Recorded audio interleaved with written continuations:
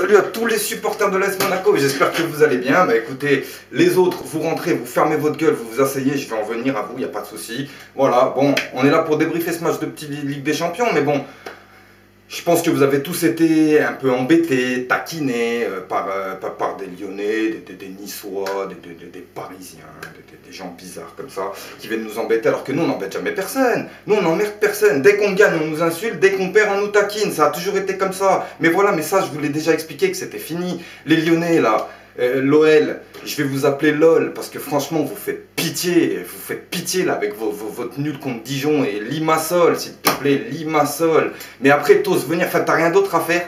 T'es devenu la pleureuse du championnat, le Lyonnais. Le Lyonnais, tu pleures, c'est tout ce que tu sais faire, à l'image de ton président. Et ils ont de l'argent, ils n'y arrivent pas. Vous voyez très bien que tout est en train de se mettre en place autour de vous et que vous allez pleurer pour les prochaines places en Ligue des Champions. Et ouais, ça devient de plus en plus difficile, tu le sens, hein. Donc tu permets de cracher sur ceux qui jouent la Ligue des Champions. Mais bon, c'est pas grave, il n'y a pas de souci. Les Parisiens, écoutez... On va pas parler de foot, qu'est-ce que c'est que ce... Parce que moi j'aimerais pousser un petit coup de gueule quand même. Qu'est-ce que c'est ce match contre Montpellier là? 0-0 avec 1 milliard d'investis. Bon, moi c'est pas ça qui me dérange, mais oh les gars, oh, vous rappelez que vous nous devez 180 millions quand même. Oh, c'est à qui que tu dois l'argent là?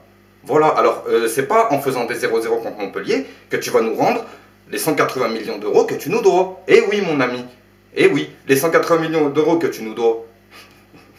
Je suis désolé pour toi, mais il va falloir que tu gagnes la Ligue 1, il va falloir que tu gagnes le championnat, la Coupe de France, la Coupe de la Ligue, la Gambardella, la Ligue des Champions, enfin toutes les coupes qui existent, plus la Coupe du Monde, pour avoir une infime chance de pouvoir rembourser Mbappé, tout en étant dans les clous avec le fair play financier. Quand on voit la tête de Nasser, là, comme ça, sur le journal, non, ça, à mon avis, il va y avoir des soucis. Mais après, on vous offre une super belle pépite, la pépite du football français, on vous le vend, et c'est comme ça que vous nous remerciez, en venant nous taquiner sur Facebook et tout.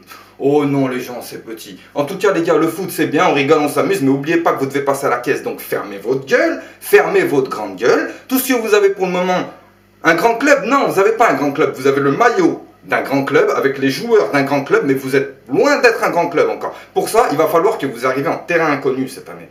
Ouais, la demi-finale de Ligue des Champions. C'est une autre manière de jouer, il se passe plein de trucs bizarres, tu sais. Ah ouais, j'espère que vous allez avoir l'expérience pour...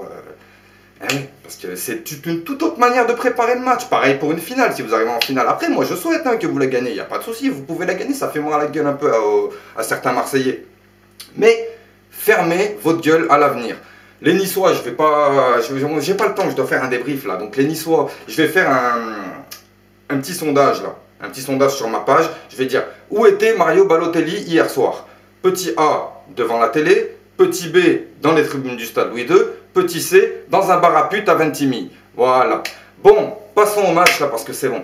Le match Porto, bon écoutez, on a déjà tous été un peu choqués par la composition avec Diakaby titulaire. Bon, il y en a qui disent que c'était pour la vitesse. Moi aussi j'y ai pensé, c'était pour la vitesse. J'ai voulu faire confiance à Jardim. Jardim, je pense pas qu'il a vu ça avec la vitesse. Je pense pas qu'il ait vu ça avec tout ce qu'il y avait autour. Je pense qu'il a plus vu qu'il fallait mettre des joueurs qui se connaissaient vraiment sur le terrain. Et Diakaby, c'est celui qui a fait la plus longue préparation avec nous, je crois. Des joueurs, des attaquants. Voilà, Balde et Jovetic sont vraiment arrivés en retard. Et il y avait Carrillo, mais Carrillo, voilà, il avait été préféré. Enfin, Diakaby a été préféré.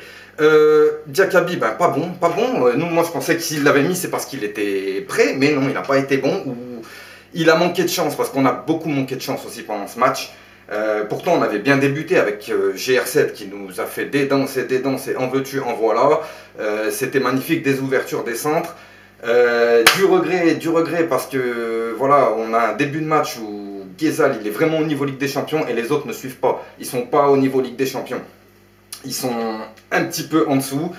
Brahimi commençait vraiment à nous foutre le bouillon. Le truc c'est que voilà, quand on pète Falcao comme ça, on lui a pété l'arcade. Hein, on nous a pété Falcao, il n'était pas content, il était énervé, il y a beaucoup de choses qui sont mises en place. Et il faut dire aussi qu'on est tombé sur une super belle équipe de Porto qui a tout bloqué. Ils ont tout bloqué, Porto. Ah, ils ont mis des murs partout. Des murs. Il y avait de l'expérience dans cette équipe, nous on était encore jeunes.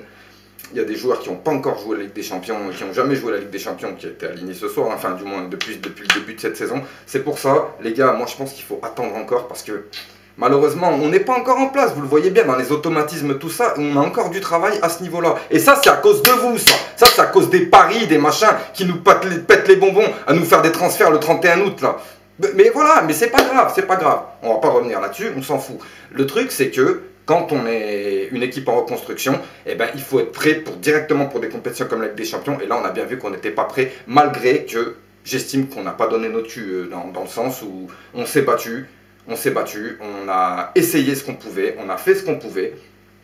Jardim, ta composition, moi je pense que Lemar n'aurait pas dû jouer ce match, il revient de blessure, il n'était pas prêt. Tu aurais dû soit mettre Lopez directement ou soit trouver autre chose. Mais en tout cas, Lemar n'était pas prêt et tu l'as laissé pendant 1 heure. 1 heure, on a vu qu'il n'était pas prêt, c'est dommage, on n'a pas pu voir le regard fou de Lemar parce qu'il n'était pas à 100%.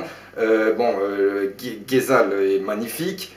Il y a qui? Il y a Glick et Jemerson. On ne peut pas dire qu'ils sont passés à côté de leur match, ils ont fait ce qu'ils ont pu aussi. Mais bon, encore une fois, je répète que c'est des êtres humains. On est en Ligue des Champions.